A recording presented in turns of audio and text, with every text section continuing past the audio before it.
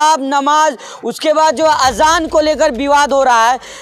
ईश्वरप्पा जो भाजपा नेता वो कह रहे हैं कि अजान से सर दर्द होता है। देश में चुनाव करीब है और भाजपा वोट की गरीब है, ठीक है ना। और जब जब भाजपा वोट की गरीब होती है, एक ही ऑप्शन बचता है हिंदू को मुसलमान से लड़ाने का। हिंदू भाइयों को समझाना चाहता हूं कि मस्जिद की अजान पर आज इसलिए फोकस है क्योंकि आज इस देश में हिंदुओं की संख्या ज्यादा है। अगर मुसलमानों की संख्या ज्यादा होती तो ये लोगों का टारगेट होती मंदिर की आरती। फिर ये लोग कहते हैं कि मंदिर की आरती से इनको दर्द हो रहा है। कल को आप कहोगे ये गमछा उतार दो, क्यों उतार दो। परसों आप कहोगे कि तिलक लगा के मत आओ, तरसों आप कहोगे मुसलमान से टोपी लगाकर मत आओ, परसों आप फिर कहोगे सिख भाइयों से कि पग मत बांध के आओ। तुम्हारे बाप का हिंदुस्तान है। जब बात इस देश की मिट्टी को तोड़ने की आएगी तो सौगंध इस मातृभूमि की घर के अंदर घुस के मारा जाएगा उन लोगों को जो मातृभूमि के टुकड़े करने की कोशिश करेंगे।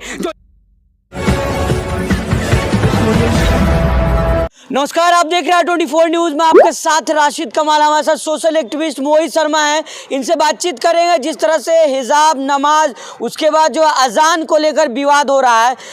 ईश्वरप्पा जो भाजपा नेता वो कह रहे हैं कि अजान से सर दर्द होता है, बच्चों को पढ़ाई में दिक्कत हो रहा है। तो दोबारा हमारी सरकार आएगी तो पहले जो है अजान लाउड स्पीकर से बैन होगा। तमाम मुद्दों पर चर्चा कर लेंगे। खुद मोहित शर्मा ब्राह्मण समाज से आते हैं। मोहित जी किस तरह देख रहे हैं? तमाम मुद्दे पर आप अपनी राय रखते हैं, इस मुद्दे पर कैसे देख रहे हैं? आपके सर में दर्द तो नहीं हो रहा है ना सर? देखिए, मैं आपको बता दूं, देश में चुनाव करीब है और भाजपा वोट की गरीब है, ठीक है ना। और जब जब भाजपा वोट की गरीब होती है, एक ही ऑप्शन बचता है हिंदू को मुसलमान से लड़ाने का। और यही काम अब करना शुरू हो गया है कर्नाटक के अंदर, ठीक है। अब ना ये बयान महाराष्ट्र से आ रहा क्योंकि अभी महाराष्ट्र में कोई चुनाव नहीं है, ना ये बयान बंगाल से आ रहा क्योंकि बंगाल में भी कोई चुनाव नहीं है। अब चुनाव कर्नाटक की सरजमी पर है, इसलिए कर्नाटक की सरजमी पर भारतीय जनता पार्टी के नेता ईश्वरप्पा ने यह बयान दिया है ताकि हिंदू और मुसलमान आपस में लड़े और इनको आपस में लड़कर वापस से भाजपा को वोट दे। क्योंकि जब जब जितना जितना हिंदू मरता है वो मरता सिर्फ भाजपा की सरकार में ही है, क्योंकि जितना हिंदू मरेगा उतना भाजपा को वोट मिलेगा। इनका एक ही एजेंडा है, सिर्फ हिंदू को मुसलमान से लड़ाने का। जबकि भगवान श्री कृष्ण गीता में यह लिख कर गए हैं कि नर ही नारायण है, यानी इंसान ही भगवान है। आपने इंसान को पूज लिया, आपने स्वयं भगवान को पूज लिया। आप जो है नर ही नारायण की बात कर रहे हैं, अब मुसलमानों के पक्ष रखते हैं, तमाम लोगों के पक्ष रखते हैं।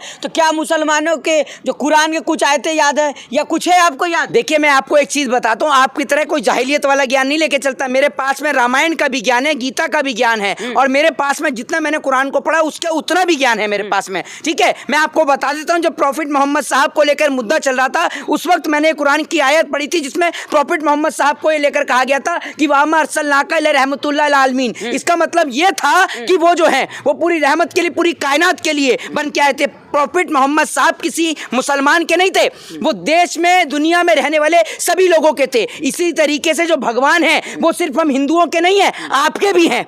अगर आप राशिद खान हैं या राशिद कमाल हैं, आप जो भी हैं, आपके भी भगवान हैं। लेकिन फर्क सिर्फ इतना सा है कि आप अपने भगवान को जो है मस्जिद में ढूंढते हैं, मैं अपने भगवान को मंदिर में ढूंढता हूं। राम और रहीम एक हैं, और मैं आपको बता दूं, ना राम गलत है, ना रहीम गलत है, ना गीता गलत है, ना कुरान गलत है। इनको बांटने वाले सियासती लोग गलत हैं, और इन सियासती लोगों को बदलना बेहद जरूरी है। अगर भारत देश की अस्मिता, एकता और अखंडता को बचाना है तो ईश्वरप्पा जैसे लोगों को देश से भगाना है। सर, वो तो कह रहे हैं कि एग्जाम का टाइम है, बच्चों को दिक्कत होता है, जरूरी थोड़े लाउड स्पीकर से अजान हो। मेरे भाई, जब ये देश आजाद नहीं हुआ था उस वक्त से इस देश के अंदर मंदिर की आरतियां और मस्जिद की अजान होती आ रही है। क्या देश की आजादी के बाद से अगर अजान से बच्चों को दिक्कत हो रही है, फिर तो 1947 से लेकर आज तक कोई पास ही नहीं हुआ होगा?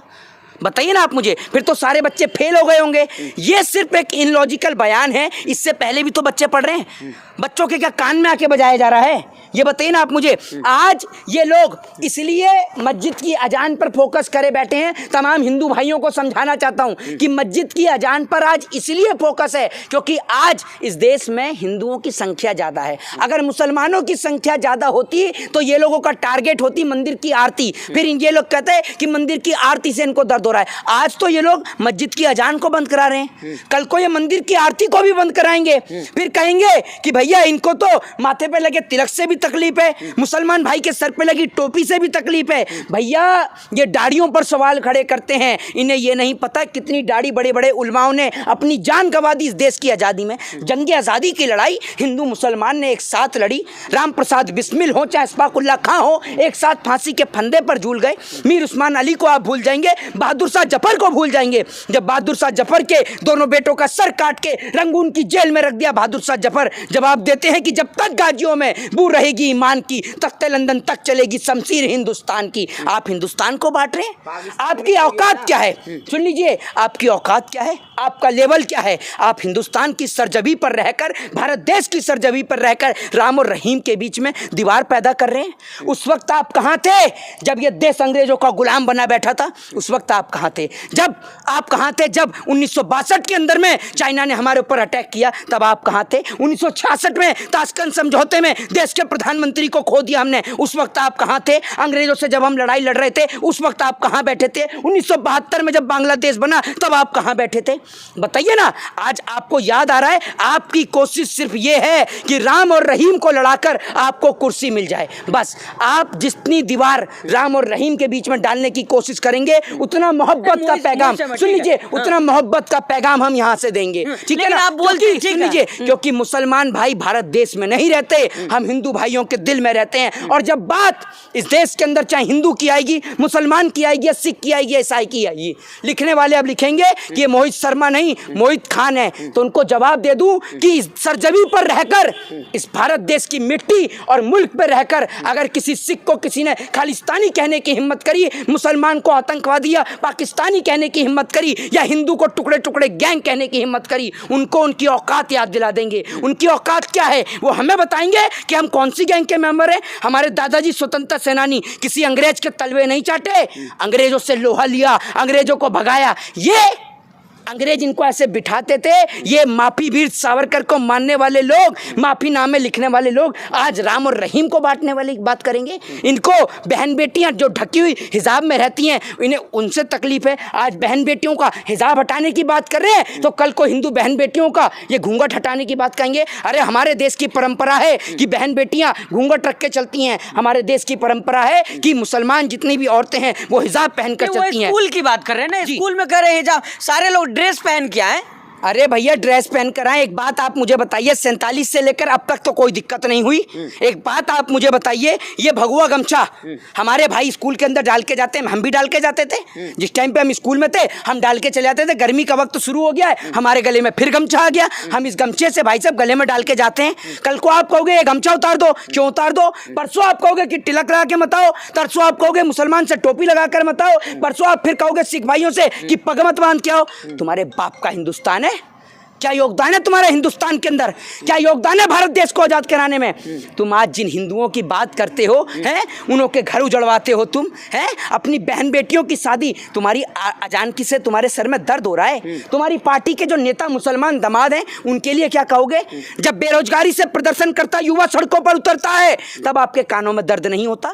जब देश का नौजवान भूख से बिलखते हुए सड़क पर मर जाता है तब आपके कान में दर्द नहीं होता? करोड़ों लोग भूखे पेट सोने को मजबूर हैं, आपके कान में दर्द नहीं होता? महंगाई से देश करा रहा है, आपके कान में दर्द नहीं होता? बहन बेटियां 1100 के सिलेंडर से करा रही हैं, आपके कान में दर्द नहीं होता? ऐसा कौन सा कान है आपका जिस कान को दर्द सिर्फ अजान से ही होता है, और जिसको मस्जिद की अजान से दर्द होता हो या मंदिर की आरती से तकलीफ होती हो? तो भैया बगल वाला मुल्क है खाली, चले जाए पाकिस्तान, वहां जाकर रहे। ठीक है ना? क्योंकि इस भारत देश में रहकर राम और रहीम को बांटने का प्रयास करेंगे तो यही बता रहे हैं, जब बात इस देश की मिट्टी को तोड़ने की आएगी तो सौगंध इस मातृभूमि की, घर के अंदर घुस के मारा जाएगा उन लोगों को जो मातृभूमि के टुकड़े करने की कोशिश करेंगे, जो इस मुल्क को बांटने का प्रयास करेंगे। सौगंध अपनी मातृभूमि की खाता हूं। जिस प्रकार से हमारे घर से आर्मी के अंदर है, हम मिट्टी के टुकड़े करवा लेंगे, हम अपने देश को हिंदू मुसलमान के नाम पे बंटवा लेंगे। राशिद भाई एक बात कहते थे आज आपसे, ठीक है ना, और आज इस बात को लेकर दिल को बहुत ठेस पहुंचती है कि भारत देश के अंदर भाइयों को बांटने का प्रयास किया जा रहा है। अरे आप लड़िए, फिर दिखाएंगे आपको कि मोहित शर्मा का सीना 56 इंच का कैसे होता है। ठीक है ना? फिर दिखाएगा आपको इस देश का मुसलमान कि उसका सीना 56 इंच का कैसे है। फिर दिखाएंगे हम आपको। आप एक बार लड़िए तो अमेरिका से, पाकिस्तान से। आप देश के लोगों को लड़ाते, हमें तकलीफ होती है। ये मातृभूमि के लिए हमारे पूर्वजों ने जान दे दी। इस मिट्टी को आजाद कराने में, सुन लीजिए, इस मिट्टी को आजाद कराने में राजगुरु सुखदेव भगत सिंह फांसी का फंदा झूल गए, ठीक है। अशफाकुल्लाह खान राम प्रसाद बिस्मिल ने अपनी शहीदी दे दी, फांसी का फंदा झूल गए। आप इस मिट्टी को, आपको समझाने के लिए इस मिट्टी को दोबारा गुलाम बनाएं, तब आप समझेंगे। आप राजनीति करिए, एक राजनेता का काम है राजनीति करने का, बिल्कुल राजनीति करिए। मैं कहता हूं राजनीति के अंदर मंदिर और मस्जिद कहां से आता है? क्या हम लोग 47 से लेकर आज तक एक साथ नहीं रह रहे थे? आज ऐसा क्या हुआ, ऐसा क्या होता है कि हम लोगों को बांटने का प्रयास किया जाता है, हम लोगों को तोड़ने का प्रयास किया जाता है? कहीं कोई कह देता है कि भैया ये मस्जिद नहीं, ये तो मंदिर हुआ करता था। आज न्यायपालिका के पास क्या यही समय है कि वो यही जांचती फिरती रहे कि कौन सी मंदिर है और कौन सा मस्जिद है? इतने बलात्कारी खुलेआम घूम रहे हैं, उनको सजा कौन देगा? ठीक है, अभी जो हाल ही में इतने लोग बयान दे रहे हैं, किसी को हिंदू राष्ट्र चाहिए, कोई कह रहा है मुस्लिम राष्ट्र चाहिए, कोई कह रहा है खालिस्तान राष्ट्र चाहिए, तो उनको क्या मुंह तोड़ जवाब देंगे जो इस तरह की बात कर रहे हैं? जिसको जौन सा राष्ट्र चाहिए ना, अपना घर तोड़वा के अपने घर के बाहर होर्डिंग लगवा ले, ठीक है, और अपने घर की नेम प्लेट पर लिखवा ले हिंदू राष्ट्र, ठीक है ना। लेकिन अगर आप भारत के अंदर रहकर संविधान वाले राष्ट्र के अलावा किसी और राष्ट्र की मांग करेंगे तो किसी और मुल्क में अपनी नागरिकता ले लीजिए। ये कोई रैन बसेरा नहीं खुला हुआ कि कोई भी आएगा और आकर कहेगा हमें हिंदू राष्ट्र चाहिए, हमें मुस्लिम राष्ट्र चाहिए, या हमें सिख राष्ट्र चाहिए, हमें ईसाई राष्ट्र चाहिए। सबका विरोध भारत कर रहे हैं। है, भारत है, भारत में रहो। रहना है तो संविधान की गरिमा से रहो, संविधान की मर्यादा में रहो। संविधान की मर्यादा से बाहर निकलोगे तो आपकी जगह भारत से बाहर होगी, नहीं तो भारत के जेल के अंदर होगी। भारत देश का संविधान सबको एक समान अधिकार देता है। बाबा साहब भीमराव अंबेडकर, जितने बीजेपी के नेता पढ़े लिखे नहीं होंगे ना, उससे ज्यादा डिग्रियां ले लेके बैठे थे, ठीक है ना। तब जाके इस देश का संविधान बनाया। कोई अनपढ़ जाहिल गवार व्यक्ति आकर, कोई 25, 26, 27 साल का लौंडा आकर ये नहीं बताएगा कि कौन सा राष्ट्र बनेगा और कौन सा नहीं। बाबा हैं वो, मैं आपको क्या कहता हूँ, बाबा हैं या कौन से बाबा हैं वो अच्छी तरीके से बताए, ठीक है। कोई बाबा ये काम नहीं करते। एक बात बताइए, इस देश की भूमि पर इतने बड़े बड़े साधु और महात्मा पैदा हुए हैं, आप क्या समझते हैं हम इन परेशानियों से डरेंगे? आज ये लोग, जो चंद लोग आकर कहते हैं कि हिंदू राष्ट्र बना देंगे, वो राष्ट्र बना देंगे। मुसलमानों का बहिष्कार करो, उनसे सब्जी नहीं खरीदो, उनसे पंचर नहीं बनवाओ। तो भाजपा वालों से कहो ना अपने दामाद छोड़ दें पहले। भाजपा वालों से कहो अपने दामाद छोड़ दें। दामाद लाओगे मुसलमान टोपी वाला, फिर कहोगे इनका बहिष्कार करो। कैसे करें? पंचर भी नहीं लगवाना है मुसलमानों से, पंचर भी नहीं लगवाना है। तो पंचर नहीं लगवाओगे तो क्या पंचर लगाने के लिए डोनाल्ड ट्रंप बैठेगा सड़कों पर? पंचर क्या मुसलमान लगा रहा है? हिंदू भी लगाता है पंचर। जिसके पास काम नहीं, हर एक व्यक्ति रोजगार की तलाश में ले रहा है, सबको तो बेरोजगार कर दिया आपने। पंचर भी कहाँ लग रहा है? ट्यूबलेस टायर आ रहे हैं, आराम से अपने आप सब काम हो जाता है। पंचर कौन से लग रहा है? ये लगाते हैं क्या भाजपाई पंचर? वैसे इनकी औकात पंचर लगाने की भी नहीं है। इनकी सत्ता क्या गई, इनको कोई पंचर भी नहीं लगाने देगा।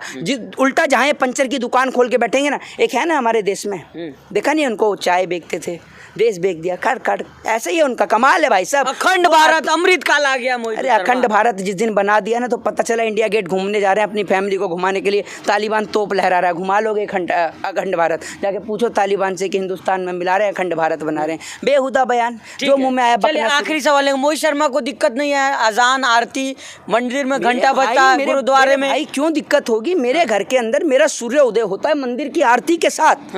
मेरा सूर्य उदय होता है मंदिर की आरती के साथ। आज आप अजान को कह रहे हैं तो कल को कोई मेरे घर के सामने के मंदिर की आरती को बंद कराएगा? ऐसे कैसे बंद होने देंगे? ये हमारे देश की संस्कृति है, एक हमारे देश की आधार है, इस आधार को नहीं मिटने देंगे। इस देश की खूबसूरती दिवाली और रमजान की एक साथ में ही है, और हम राम और रहीम को कभी अलग नहीं होने देंगे। जय हिंद, जय भारत, वंदे मातरम। बहुत शुक्रिया बात करने के लिए। तो ये थे हमारे साथ मोहित शर्मा, बेबाकी से अपनी राय रखते हैं, सुन भी लिया आपने, तमाम मुद्दों पे अपनी जो राय रखते हैं, खुलकर रखते हैं। कह रहे हैं इस बार जो है मंदिर में जो है घंटा भी बजेगा, मस्जिद में अजान भी होगा, ये हमारी संस्कृति है और ये ख़त्म नहीं होने वाली है। अब देखना होगा चुनाव के वक्त जो है तमाम इस तरह के बयान आते हैं। मोहित शर्मा सबके बयानों का जवाब भी देते हैं बेबाकी से, लेकिन होता क्या है ये तो जनता ही तय करती है। बाकी इस तरह की तमाम खबरों के लिए हमारे साथ बने रहिएगा।